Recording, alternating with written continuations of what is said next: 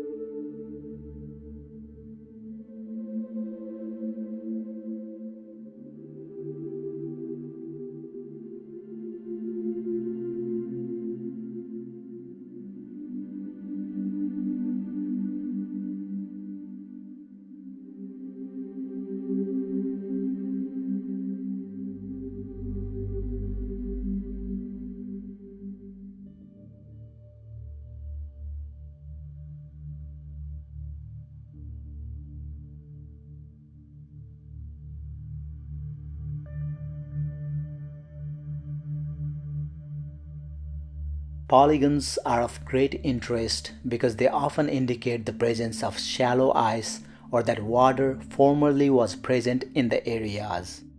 However, nature sometimes seems too clever for us. For example, when Phoenix landers saw polygon shapes on the ground in Mars's Arctic region, those shapes were produced by seasonal expansion and contraction of ground ice. The high-rise camera on the Mars Reconnaissance Orbiter has also found large polygon-shaped ridges and networks of giant polygonal troughs created by ancient lakes that have evaporated.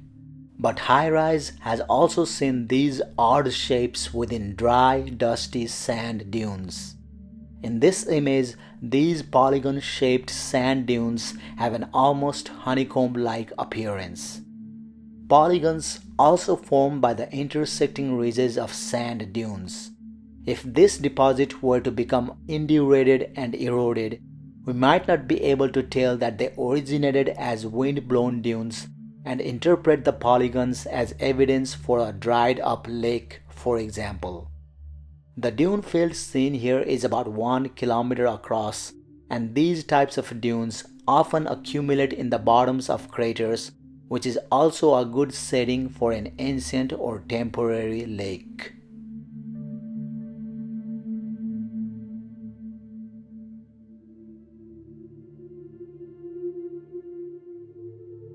This outcrop is located near the Glenelg region, where three distinct terrain types meet.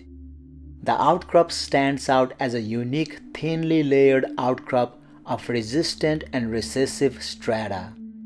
It is approximately 0.7 meters thick, greater than 20 meters long, and consists of well-exposed cross-stratified sandstones with significant variation in erosional resistance, resulting in interstratification of resistant pebbly sandstones and recessive finger-grained intervals. Curiosity rover first encountered the outcrop during its descent into Yellowknife Bay, when it was analyzed only briefly by the rover's ChemCam and mast camera. Given the interesting sedimentary structures in the outcrop, the Curiosity science team decided to conduct a more detailed investigation of the outcrop after the science campaign in Yellowknife Bay was completed.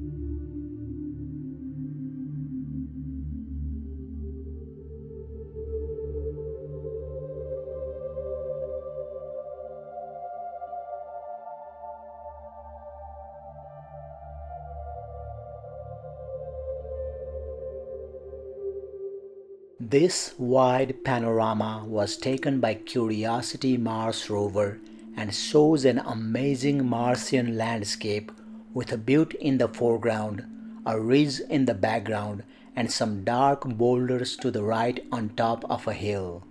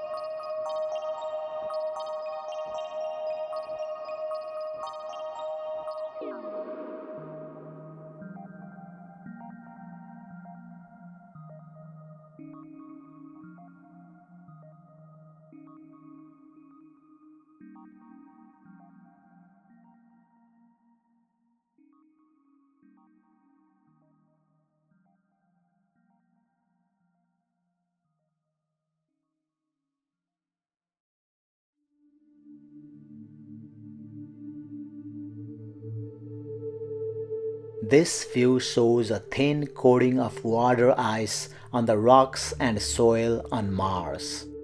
The time the frost appeared corresponds almost exactly with the buildup of frost one Martian year, which is 23 Earth months ago.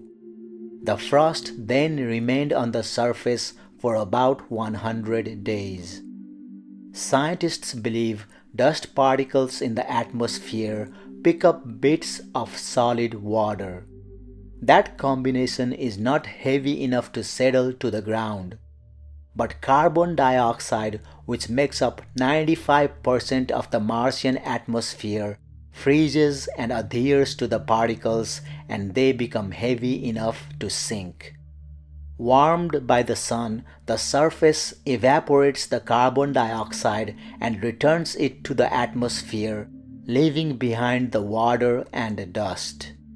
The ice seen in this view, like that which formed one Martian year ago, is extremely thin, perhaps no more than 1,000th of an inch thick.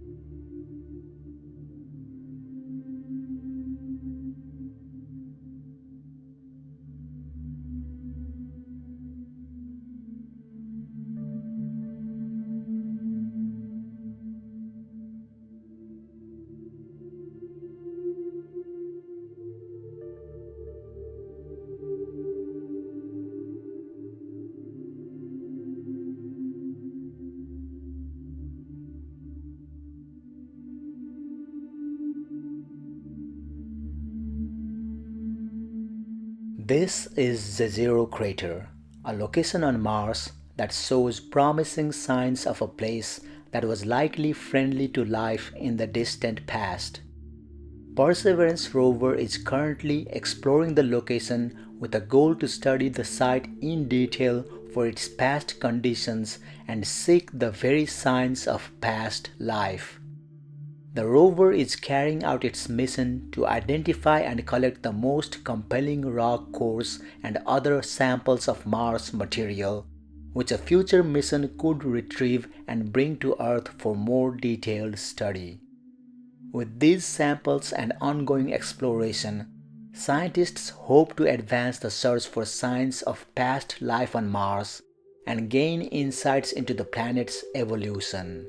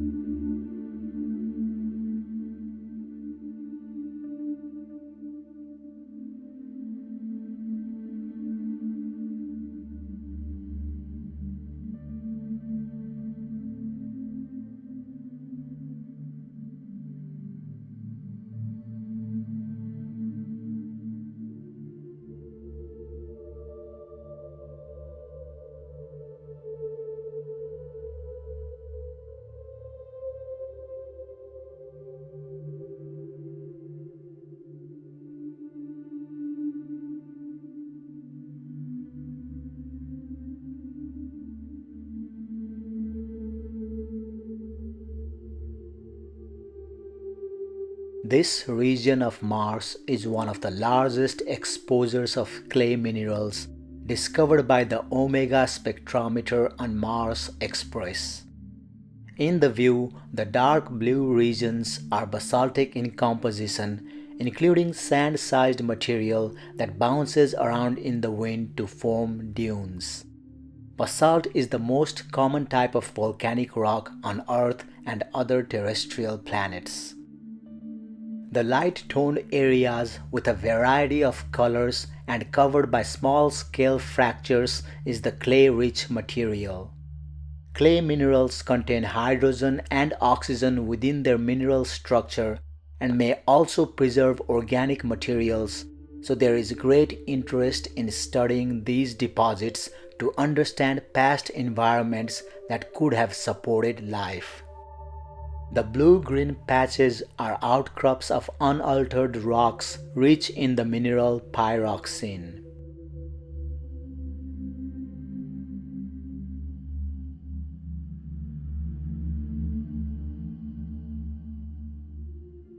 Curiosity Mars rover took this image when it was overlooking a shallow depression called Yellowknife Bay, which is in the left third of this image in the middle distance. Yellowknife Bay is a 5-meter geologic depression located in the large impact crater known as Gale Crater. The Mars Reconnaissance Orbiter has observed morphological features created by the presence of liquid water at this site, suggesting the presence of an ancient lake which could have sustained microbial life.